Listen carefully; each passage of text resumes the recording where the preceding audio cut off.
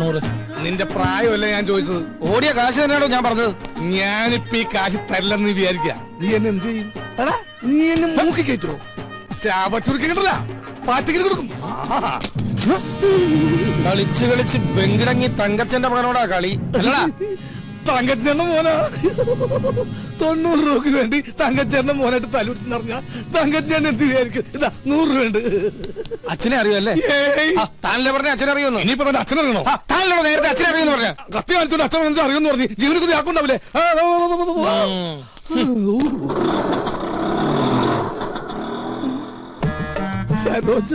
വൈദ്യണ്ണ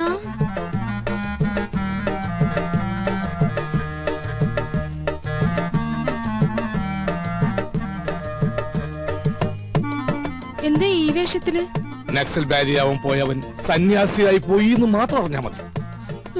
അക്കാ മുള്ളിയപ്പ തെറിച്ച ബന്ധമുള്ളെങ്കിലും അക്കായെ ഞാൻ ഒരുപാട് വേദനിപ്പിച്ചിട്ടുണ്ട്. ഇനി ഞാൻ അക്കാ വിട്ട് എങ്ങുമേ പോവില്ലേ. പറഞ്ഞാ കേൾക്കുന്നൊരു ചെമ്മരിയാടിനെ പോലെ ഞാൻ ഇവിടെ കഴിഞ്ഞോളാം. നിക്ക, സ്വന്തം കാലി ജീവിച്ച് കാണിക്കാന്ന് വെല്ലുവിളിച്ച് ഒരിക്കൽ ഇവിടുന്ന് ഇറങ്ങിപ്പോയതല്ലേ?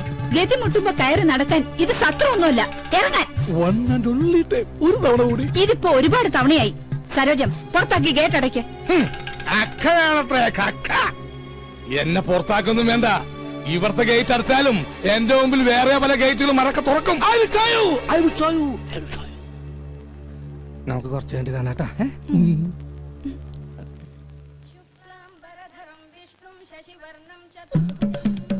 അളിയ എന്നോട് ക്ഷമിക്കണോ അളിയ? അളിയന്റെ പാതാരവിന്ദങ്ങളിൽ ഞാൻ തൊട്ട് നമസ്കരിച്ചോട്ടെ. എനിക്കിപ്പോഴാ മനസ്സിലായത് അളിയൻ എന്തുകൊണ്ടാ എന്റെ പെങ്ങളെ ഉപേക്ഷിച്ചതെന്ന്. അളിയൻ ദൈവമാണ് അളിയാ, ദൈവം. താനെപ്പോഴാടോ വൈദി സന്യാസിയായത്? കയ്യിലുള്ള കാശ് മുഴുവൻ തീർന്നപ്പോ ഞാനങ്ങനെ ഓട്ടോമാറ്റിക്കായിട്ട് ആയിപ്പോയതാണ്. ഈ സന്യാസം നമുക്ക് തന്നെ പണിയില്ല. പെണ്ണും കെട്ടി 2 പിള്ളേരൊക്കെ ആയിട്ട് വൈകുന്നേരം പോകുമ്പോ 2 പെഗും വിട്ടിരിക്കണ അതിന്റെ രസം എന്നൊക്കെ ആൾക്കാർ പറയുന്നു. എനിക്ക് അതിലൊന്നൊരു വിശ്വാസമില്ല. സർ, ചായ. ഓ, ഇത് ഞാൻ തന്നെയാടോ. ആട്ടെ, എന്താ തന്റെ ഉദ്ദേശം? എനിക്ക് വേണമെങ്കിൽ പെങ്ങളുടെ കൂടെ ജീവിക്കുക. പക്ഷെ എനിക്കൊരു വാശി, ഇനിയുള്ള കാലം സ്നേഹസമ്പന്നനായ അലിയന്റെ കൂടെ ജീവിക്കണമെന്ന്. അയ്യോ, വെറുതെ വേണ്ട. അലിയൻ പറയുന്നത് കേട്ട് അച്ചടക്കമുള്ള ഊർജ്ജസ്വലനായ ഒരു ഗുമസ്തനായിട്ട്, അല്ലെങ്കിൽ വേണ്ട ഒരു ഡ്രൈവറായിട്ട്. മുമ്പ് ഒരിക്കൽ ഇവിടെ നിന്നതിന്റെ സാർ അനുഭവിച്ചതാ. ഏയ്, ഗതി കെട്ടിട്ട് വന്നല്ലോ, നിന്നോട്ടെ. നിക്കുന്നതൊക്കെ കൊള്ളാം. എന്റെ സ്വഭാവവും ശീലങ്ങളും ഒക്കെ അറിയാവല്ലോ. അലിയൻ വരക്കണ വരയെന്ന് 1 ഇഞ്ച് ഞാൻ മാറൂല. എന്നാ തനിക്ക് കൊള്ളാം. ഓ, താങ്ക് യു വെരി മച്ച് അളിയാ. ചായ. ചായ താൻ കുടിച്ചോ. എടോ, നിനക്ക് ഞാൻ വെച്ചിട്ടുണ്ടാ.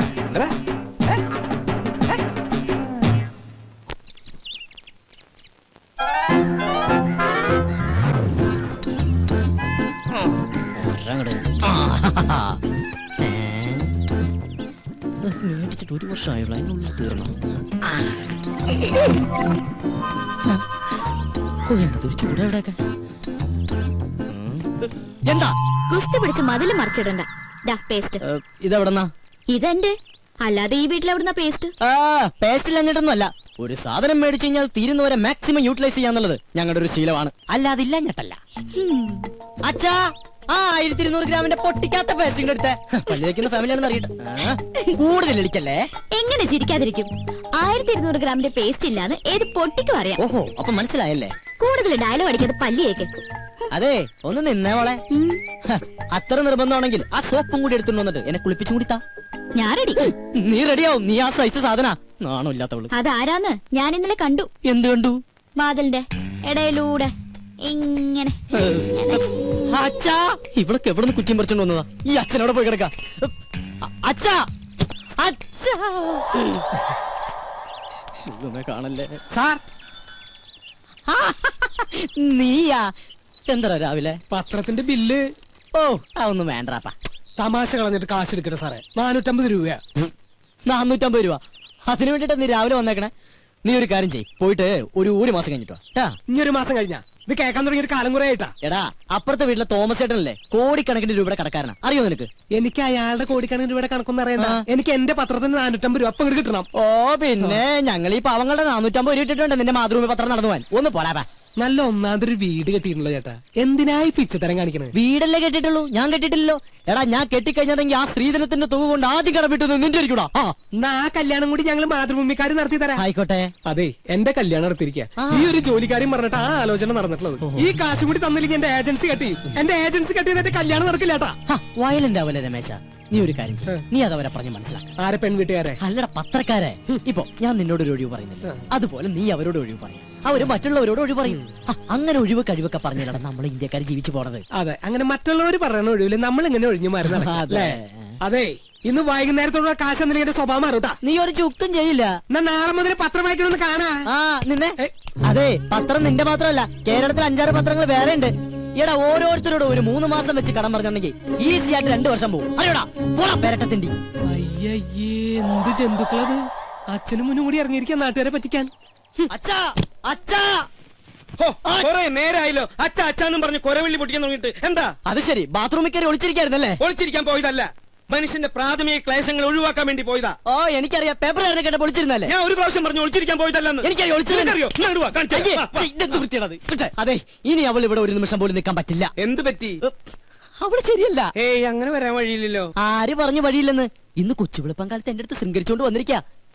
ഞാനൊരാണല്ലേ, എനിക്ക് നീ സംഭവിച്ചാ? നിനക്കെന്ത് സംഭവിക്കാൻ? 2 ആണുങ്ങൾ മാത്രം താമസിക്കുന്ന സ്ഥലത്ത് ഒരു പെണ്ണ് വേണ്ട. എന്താ ഗോപ നീ പറയണ? ഞാൻ ആ കുട്ടിയുടെ അഡ്വാൻസ് മേടിച്ചതല്ലേ. അഡ്വാൻസാ? എത്ര രൂപ? 2000. ഓഹോ, അപ്പൊ അതുകൊണ്ടാണ് മേടിച്ച് മിഴുങ്ങിയതല്ലേ? ഏയ് അതെനിക്ക് അവള് ഫ്രീ തന്നതാ. ഒരു കാര്യം ചെയ്യ്, എഗ്രിമെന്റ് വെച്ചിട്ടല്ലോ ആ പൈസ അങ്ങോട്ട് തിരിച്ചു കൊടുത്തേക്ക്. അത് ഞാൻ പാൽക്കാരനും പലചരക്കച്ചവടക്കാരനും കൊടുത്തു. ഓ, ഇതൊരു പുലിവാലായല്ലോ. എന്ത് ചോദിച്ചാലും കളനെ പോലെ തല കൂപ്പിട്ട് നിൽക്കും. ഇങ്ങോട്ട് നോക്കി, ഇങ്ങോട്ട് നോക്കാൻ. ഞാനൊരു 2000 രൂപ എങ്ങനെയെങ്കിലും സംഘടിപ്പിച്ചു തരാം. അതിനെ പറഞ്ഞു വിട്. അങ്കിൾ, ഈ പെൺകുട്ടികൾ താമസിക്കുന്ന വീടിന്റെ- വേണ്ട വേണ്ട വേണ്ട, കൂടുതൽ കൊഞ്ചിക്കൊഴയിലൊന്നും വേണ്ട. അച്ഛ പറഞ്ഞു വിട്ടെ. ഞാനൊന്ന് പറയട്ടെ ഗോപേട്ട. ഗോപേട്ടാന്നാ അച്ഛ, ഗോപേട്ടാന്ന്. പിന്നെ നിന്നെ എന്താ വിളിക്കാ? വേലായുധനാ? എന്താ നിന്റെ പേര്? ഗോപൻ. പറ മോളെ. പെൺകുട്ടികൾ താമസിക്കുന്ന റൂമില് ഒരാൾ വന്ന് ഒളിഞ്ഞു നോക്കിന്ന് വിചാരിക്കുക. ഇവിടെ ആരോ ഒളിഞ്ഞു നോക്കിയേ? അയാളെ കുറിച്ച് അങ്കിളുടെ അഭിപ്രായം എന്താ? ആണാണോ പെണ്ണാണോ? ആണാണെന്ന് തോന്നുന്നു. എങ്കിൽ അവൻ ആണും പെണ്ണും കെട്ടവനും സംസ്കാരമില്ലാത്തവനും ആവാസനും തന്തയില്ലാത്തവനുമാണ്. അച്ഛാ, സത്യം പറയാലോ അങ്കിൾ, അങ്ങനെ ഒരു അനുഭവം ഹോട്ടലിൽ വെച്ചുണ്ടായതുകൊണ്ടാ ഞാൻ ഇങ്ങനെ ഒരു സ്ഥലം തേടി വന്നത്. ഇവിടെ ഞാൻ സേഫാ. എനിക്ക് സമാധാനായി. അങ്കിളിന്റെ മുഖം കണ്ടാൽ അറിയാം അങ്കിൾ ഒരു ഇന്നസെന്റ് ആണെന്ന്. ഇങ്ങനെ ഒരു അച്ഛനെ കിട്ടിയത് ഗോപന്റെ ഭാഗ്യാ. എന്റെ ഈശ്വരാ, ഇത് ഞാൻ പലപ്പോഴും നിന്നോട് പറയണമെന്ന് വിചാരിച്ചതാ.